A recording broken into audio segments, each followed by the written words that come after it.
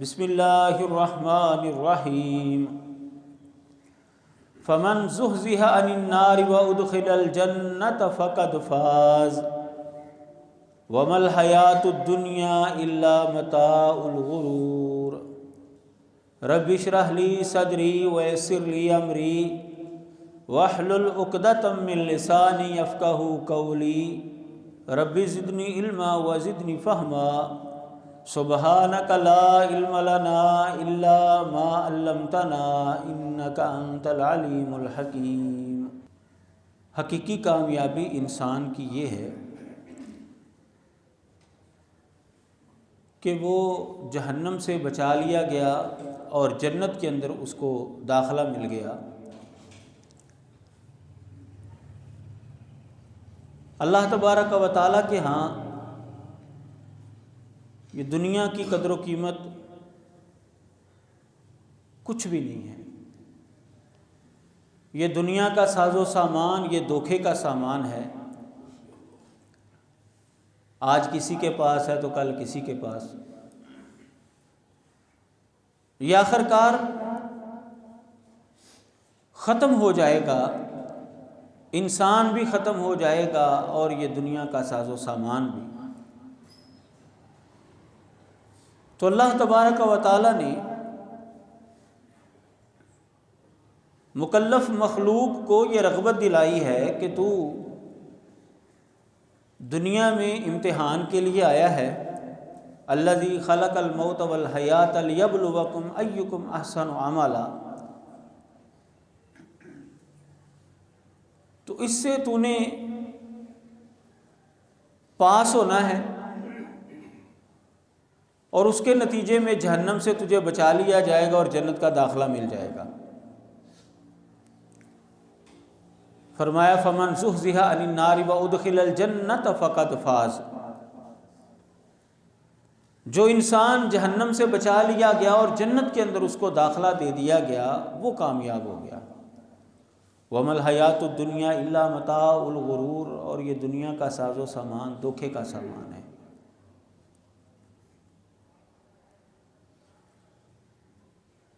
یہ چیز تو کسی کا اس کے اوپر اختلاف نہیں ہے کہ اللہ تبارک و تعالی جسے جہنم سے بچائیں گے وہی کامیاب ہوگا، لیکن اللہ تبارک و تعالیٰ نے بچانا کس کو ہے، یہ سوال ہے۔ کون سا انسان ہے کہ جس کو اللہ تبارک و تعالیٰ جنت کا داخلہ دیں گے، جہنم سے آزادی دیں گے، وہ اعمال وہ چیزیں ہمارے اندر ہوئیں تو پھر تو کیا ہی کہنے ہیں۔ اگر وہ چیزیں ہمارے اندر نہیں ہیں تو پھر ہمیں فکر کرنی چاہیے کہ ہمیں جہنم سے آزادی کیسے ملے گی، جنت کا داخلہ کیسے ملے گا۔ سب سے پہلی چیز جس کے ذریعے کسی انسان کو جہنم سے آزادی ملتی ہے وہ ہے توحید۔ اللہ تبارک و تعالیٰ کو ایک ماننا، صرف اور صرف اللہ تبارک و تعالیٰ کی ہی عبادت کرنا۔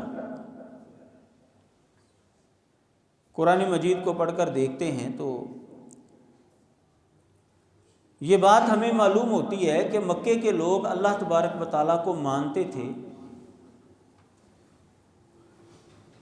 اے نبی آپ ان سے سوال کریں، آسمان کو کس نے پیدا کیا ہے، زمین کو کس نے پیدا کیا ہے، بارش کون برساتا ہے، تو یہ کہیں گے کہ اللہ۔ اللہ تبارک و تعالیٰ کو وہ مانتے تھے لیکن عبادت کے اندر وہ شریک ٹھہراتے تھے، دعا کے اندر وہ غیر اللہ کو پکارتے تھے، جس کی وجہ سے انہیں مشرک کہا گیا۔ تو توحید یہ ہے کہ کائنات کا خالق اور مالک اللہ کو ماننا اور عبادت بھی صرف اسی کی کرنی۔ توحید ربوبیت کے اوپر بھی ایمان لانا کہ کائنات کا خالق اور مالک صرف اللہ ہی ہے،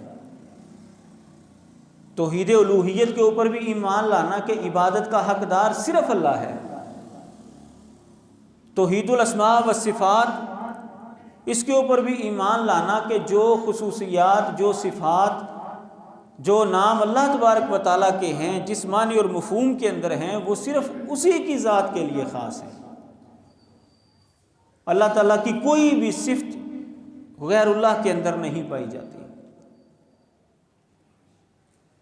جب انسان توحید کی ان تینوں جزیات کو، تینوں شاخوں کو مانتا ہے تو پھر اس کو جہنم سے آزادی مل جاتی ہے اور جنت کا داخلہ مل جاتا ہے. حضرت عبادہ بن صامت رضی اللہ تعالیٰ عنہ حدیث کے راوی ہیں. رسول اللہ صلی اللہ علیہ وسلم نے ارشاد فرمایا، من شاہد اللہ الہ الا اللہ وان محمد رسول اللہ حرم اللہ علیہ النار. جو آدمی کلمہ توحید کا اقرار کرتا ہے، محمد صلی اللہ علیہ وسلم کے رسول ہونے کا اقرار کرتا ہے، گواہی دیتا ہے، نبی علیہ الصلوۃ والسلام نے فرمایا حرم اللہ علیہ النار، اللہ تعالیٰ نے اس کے اوپر آگ کو حرام کر دیا ہے. تو جہنم سے آزادی ملتی ہے توحید پرست کو، جو اللہ تبارک و تعالیٰ کو ہی مانتا ہے، اللہ تبارک و تعالیٰ کی ہی عبادت کرتا ہے. ایاک نعبد و ایاک نستعین، ہم تیری ہی عبادت کرتے ہیں اور تجھ ہی سے مدد مانگتے ہیں. اور رسول اللہ صلی اللہ علیہ وسلم کو اللہ کا پیغمبر اور رسول تسلیم کرتا ہے آدمی، پھر اس کو جہنم سے آزادی ملتی ہے. یہ وحدت ادیان کے حامی لوگ جو کہتے ہیں کہ صرف توحید کو مان لو، قیامت کے دن پر ایمان لے آؤ، اچھے عمل کرو اپنے مذہب کے مطابق، محمد صلی اللہ علیہ وسلم کے اوپر ایمان لانا کوئی ضروری نہیں ہے، تو وہ بندہ بھی جنت کے اندر چلا جائے گا، ان کا نظریہ بھی غلط ہے. جیسے توحید باری تعالیٰ کے اوپر ایمان لانا ضروری ہے جنت میں جانے کے لیے، جہنم سے آزادی کے لیے، اسی طرح جو وقت کا پیغمبر ہوتا ہے اس کے اوپر بھی ایمان لانا ضروری ہوتا ہے. اگر کوئی وقت کے پیغمبر کا انکار کر دیتا ہے تو وہ بھی جہنم سے آزاد نہیں ہو سکتا. اور یہ وقت ہے محمد عربی صلی اللہ علیہ وسلم کا. ان کی نبوت چل رہی ہے اور تا قیامت ان کی نبوت جاری رہے گی. اس لیے توحید باری تعالیٰ کے ساتھ ساتھ نبی علیہ الصلوۃ والسلام کی نبوت اور رسالت کے اوپر ایمان لانا بھی لازمی جز ہے. اس کے بغیر جہنم سے آزادی نہیں مل سکتی.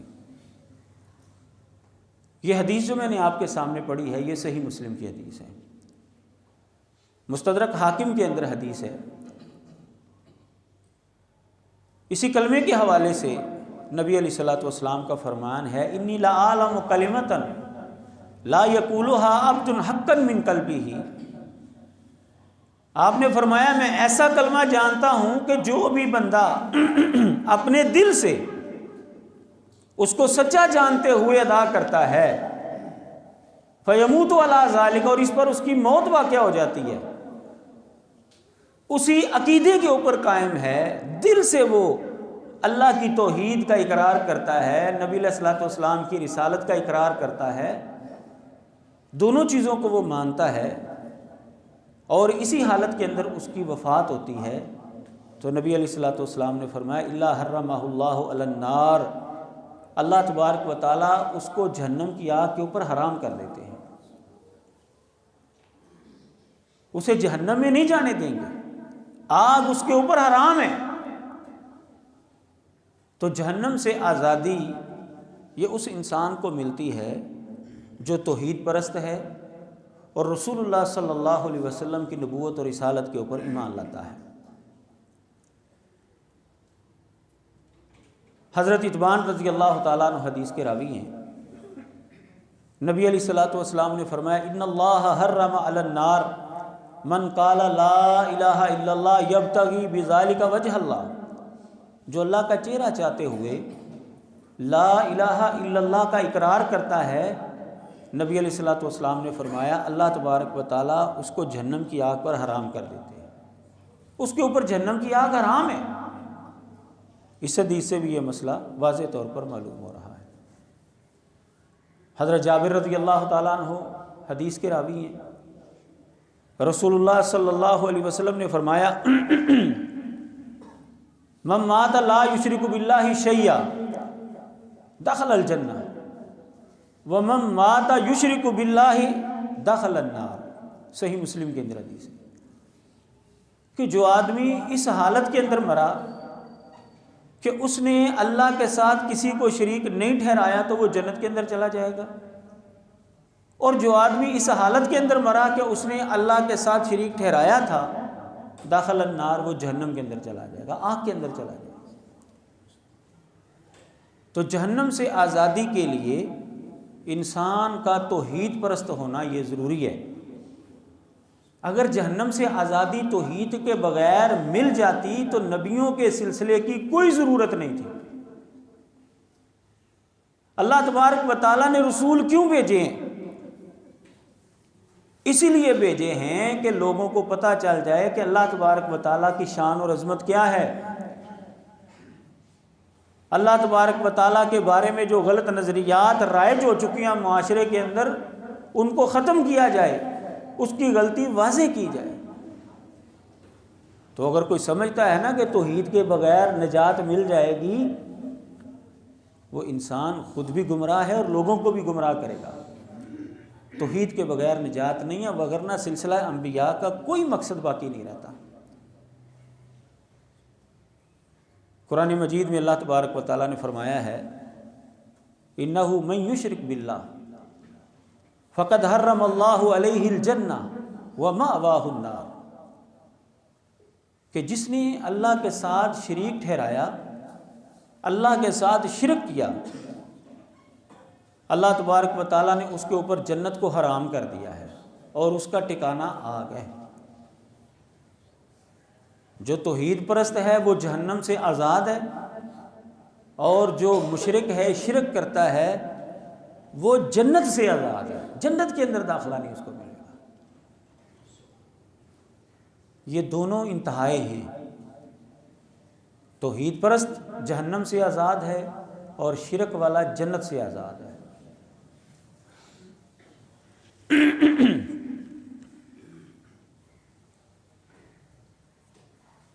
حضرت ابو ہریرہ رضی اللہ تعالیٰ عنہ حدیث کے راوی ہیں، نبی علیہ الصلوۃ والسلام نے یہ فرمایا کہ قیامت والے دن جہنم 3 آدمیوں سے بھڑکائی جائے گی، ایک عالم دین ہوگا، ایک سخی ہوگا اور ایک شہید ہوگا۔ وہ تینوں انسان بڑا بڑا عمل اور بڑی نیکی لے کر آئیں گے اللہ تبارک و تعالیٰ کے ہاں، لیکن اللہ تبارک و تعالیٰ ان کی وہ نیکی ضائع کر دے گا، کیونکہ انہوں نے اپنی اس نیکی کے اندر اخلاص کو شامل نہیں کیا ہوگا۔ خالصتاً اللہ کا چہرہ چاہتے ہوئے انہوں نے وہ نیکی نہیں کی۔ جو آدمی شہید ہوا اس نے شہادت کا رتبہ اس لیے حاصل کیا کہ لوگ سمجھے بڑا بہادر ہے، ریاکاری اس کے اندر آ گئی۔ جو عالم دین ہے، قاری قرآن ہے، اس نے علم اس لیے حاصل کیا کہ لوگ سمجھے بڑا علامہ ہے، فہامہ ہے۔ اور جو سخی ہے، اللہ کے راستے میں مال دینے والا ہے، اس نے اس لیے سخاوت کی کہ لوگ سمجھے بہت بڑا سخی ہے۔ کیا بات ہے اس کی! نبی علیہ الصلوۃ والسلام نے فرمایا ہے کہ ان تینوں کو باری باری منہ کے بل گھسیٹ کر جہنم کے اندر پھینک دیا جائے گا۔ اس حدیث سے ہمیں یہ بات معلوم ہوتی ہے کہ دوسری چیز جس کی وجہ سے جہنم سے آزادی ملتی ہے وہ ہے اخلاص، نیک نیتی، اللہ کو راضی کرنا۔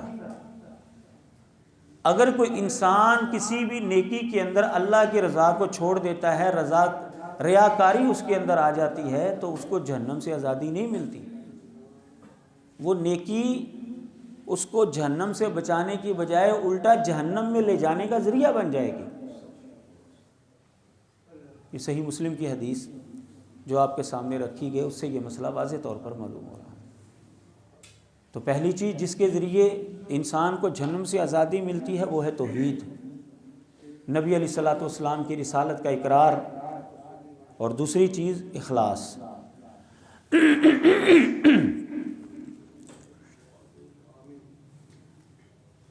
رسول اللہ صلی اللہ علیہ وسلم نے ارشاد فرمایا، من سأل اللہ الجنۃ ثلاث مرات قالت الجنۃ اللہم ادخلہ الجنہ۔ تیسری چیز جس کے ذریعے جہنم سے آزادی ملتی ہے اور جنت کا داخلہ ملتا ہے وہ ہے دعا، جنت کے اندر جانے کی دعا اور جہنم سے بچنے کی دعا۔ جو انسان یہ عمل کرتا ہے تو اللہ تبارک و تعالیٰ اسے جنت کا داخلہ دے دیتے ہیں اور جہنم سے بچا لیتے ہیں۔ صحیح الجامع الصغیر کے اندر یہ حدیث موجود ہے۔ حضرت انس رضی اللہ تعالیٰ عنہ حدیث کے راوی ہیں کہ نبی علیہ الصلوۃ والسلام نے فرمایا، من سأل اللہ الجنۃ ثلاث مرات، جو آدمی اللہ تبارک و تعالیٰ سے 3 مرتبہ جنت کا سوال کرتا ہے، یا اللہ مجھے جنت دے دے، یا اللہ مجھے جنت کا داخلہ دے دے، یا اللہ مجھے جنت کا داخلہ دے دے، 3 مرتبہ جو اللہ تعالیٰ سے یہ دعا کرتا ہے، نبی علیہ السلام نے فرمایا قالت الجنۃ اللہم ادخلہ الجنہ، تو جنت خود کہتی ہے یا اللہ اس کو جنت کے اندر لے آ۔ جنت خود اس کے لیے دعا کرتی ہے اللہ تعالیٰ سے، یا اللہ اس کو تو میرے اندر لے آ۔ فرمایا ومن استجار من النار 3 مرات، اور جو آدمی جہنم کی آگ سے 3 مرتبہ پناہ چاہتا ہے، جہنم سے بچنے کی دعا کرتا ہے 3 مرتبہ، قالت النار، آگ اس کو کہتی ہے، آگ کہتی ہے، وہ اللہ تعالیٰ سے دعا کرتی ہے، اللہم اجرہ من النار، یا اللہ تو اس کو آگ سے بچا لے، یا اللہ تو اس کو آگ سے بچا لے۔ تو یہ کام تو ہم کر ہی سکتے ہیں، 3 مرتبہ جنت کا سوال اور 3 مرتبہ جہنم سے بچنے کا سوال۔ تو جب ہم یہ 3 مرتبہ دعا کریں گے تو ہمارے لیے جنت بھی دعا کرے گی اور ہمارے لیے جہنم بھی دعا کرے گی۔ جنت دعا کرے گی کہ اس کو میرے اندر لے آؤ، اور جہنم یہ دعا کرے گی کہ یا اللہ اس کو مجھ سے بچا لے۔ چوتھی چیز جس کی وجہ سے جہنم سے آزادی ملتی ہے وہ ہے تقویٰ، للہیت، اللہ کا ڈر اور خوف۔ جب انسان کے دل کے اندر اللہ کا ڈر اور خوف آ جاتا ہے تو پھر وہ برائیاں نہیں کرتا، گناہ سے بچنے کی کوشش کرتا ہے۔ جب بھی اس کو موقع ملتا ہے غلطی کرنے کا تو اس کے دل کے اندر اللہ موجود ہوتا ہے، وہ اللہ کو یاد کرتا ہے اور وہ انسان گناہ سے بچ جاتا ہے۔ وَإِن مِّنكُمْ إِلَّا وَارِدُهَا کان علی ربک حتما مقضیا ثم ننجی الذین اتقوا ونذر الظالمین فیہا جثیا۔ قرآن مجید میں اللہ تبارک و تعالیٰ فرماتے ہیں کہ ہر انسان جہنم پر وارد ہوگا۔ آپ کو پتہ ہے مسلمانوں کا نظریہ یہ ہے کہ جہنم کے اوپر جو ہے ایک پل ہوگا، پل صراط جس کو کہا جاتا ہے، وہاں سے ہی ساری انسانیت گزر کر جنت کے اندر جائے گی۔ جو لوگ نیک ہوں گے، اللہ تعالیٰ نے فرمایا کہ جو متقی ہوں گے، ثم ننجی الذین اتقوا، جن کے دل کے اندر تقویٰ ہوگا ہم ان کو بچا لیں گے، اور جو ظالم ہوں گے ان کو گھٹنوں کے بل اس کے اندر جو ہے وہ گرا دیں گے، ان کو وہاں پر چھوڑ دیا جائے گا گھٹنوں کے بل۔ حدیث مبارکہ کے اندر آتا ہے کہ بڑی بڑی کھنڈیاں ہوں گی جو جہنم سے نکلی ہوئی ہوں گی، اللہ تبارک و تعالیٰ جس کے بارے میں آرڈر دے گا وہ کھنڈی جو ہے اس کو لگے گی اور وہ اس کو نیچے کھینچ لے گا۔ جو جہنمی ہوگا اس کو وہ کھنڈی جو ہے وہ نیچے کھینچ لے گا، اور جو متقی ہوگا، پرہیزگار ہوگا، اللہ تبارک و تعالیٰ فرماتے ہیں ہم ان کو نجات دیتے ہیں، ان کو بچا لیں گے۔ وہ وہاں سے گزر جائیں گے آرام کے ساتھ۔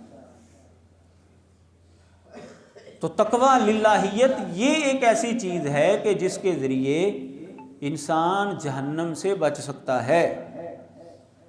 اگر ہمارے اندر تقویٰ نہیں ہے، خوف نہیں ہے، تو پھر یاد رکھیں جہنم کے اندر جائیں گے، پھر جہنم سے آزادی نہیں ہے۔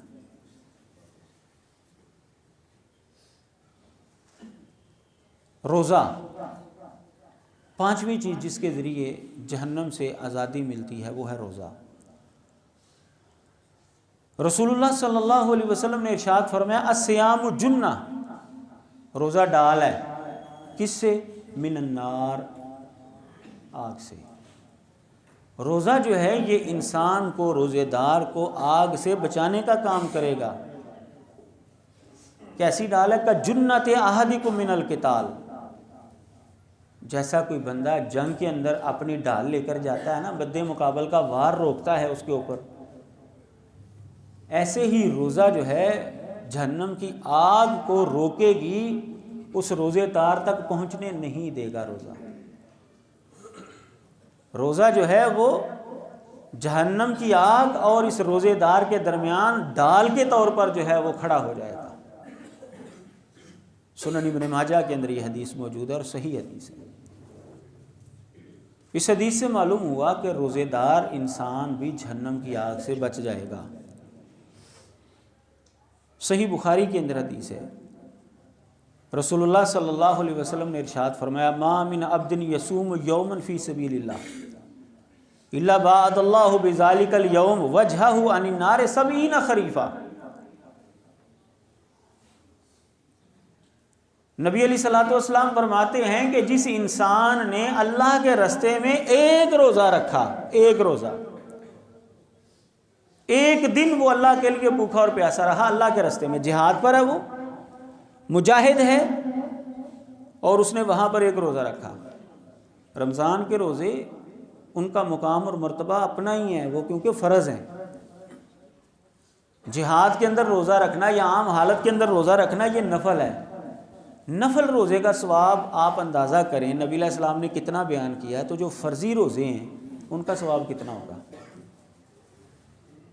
وہ تو ہم اندازہ ہی نہیں لگا سکتے۔ اسی لیے تو اللہ تبارک و تعالیٰ نے فرمایا صوم لی وانا اجزی بہ، نبی علیہ السلام نے فرمایا کہ اللہ تعالیٰ فرماتے ہیں کہ روزہ میرے لیے، میں ہی اس کا بدلہ دوں گا۔ آپ کئی نیکیاں جو ہیں اس کے بارے میں پڑھتے ہیں کہ یہ نیکی جو ہے 70 گنا تک چلی جاتی ہے، یہ نیکی جو ہے 27 گنا تک اس کا ثواب ملتا ہے، اس نیکی کا ثواب ہے انسان کے گناہ معاف ہو جاتے ہیں۔ لیکن روزے کے حوالے سے ایسی چیز نہیں آپ کو ملے گی۔ وہ یہ ہے کہ اللہ تعالیٰ نے فرمایا کہ یہ میرے لیے ہے، میں ہی اس کا بدلہ دوں گا۔ اب اللہ تبارک و تعالیٰ نے کتنا بدلہ دینا ہے ہم اس کا تصور نہیں کر سکتے۔ اللہ تعالیٰ نے اس کی کوئی حد بندی نہیں کی روزے کے ثواب کی۔ لیکن ایک نفلی روزہ اگر کوئی مجاہد رکھتا ہے، نبی علیہ السلام نے فرمایا جو انسان اللہ کے راستے میں ہے اور ایک روزہ، ایک دن کا روزہ وہاں پر رکھتا ہے، بعد اللہ بذالک اليوم وجہہ عن النار 70 خریفا، اللہ تبارک و تعالیٰ اس ایک روزے کے بدلے میں اس انسان کے چہرے کو جہنم کی آگ سے 70 سال کی دوری پر رکھے گا، 70 سال دور رکھے گا۔ یہ صحیح بخاری کے اندر حدیث موجود ہے۔ یہ ایک روزے کا اتنا بدلہ ملے گا انسان کو جس نے جہاد کرتے ہوئے روزہ رکھا ہے، اللہ کے راستے میں اس نے روزہ رکھا ہے۔ تو جو آدمی فرضی روزے رکھے گا اس کے تو کیا ہی کہنے ہیں۔ تو روزہ بھی ایک ایسا عمل ہے کہ جس کے ذریعے انسان جہنم کی آگ سے بچ جاتا ہے۔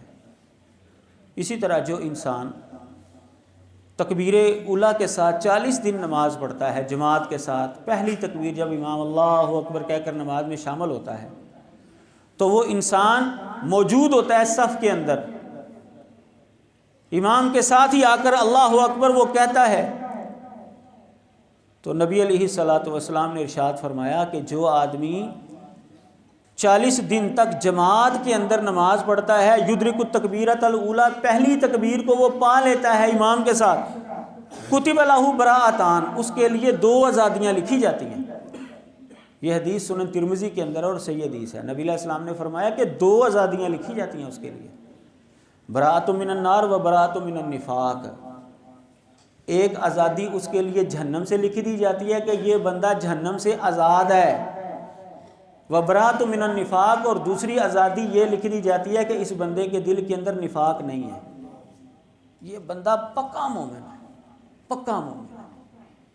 اللہ تبارک و تعالی ہر ایک کو سمجھنے کی توفیق عطا فرمائے۔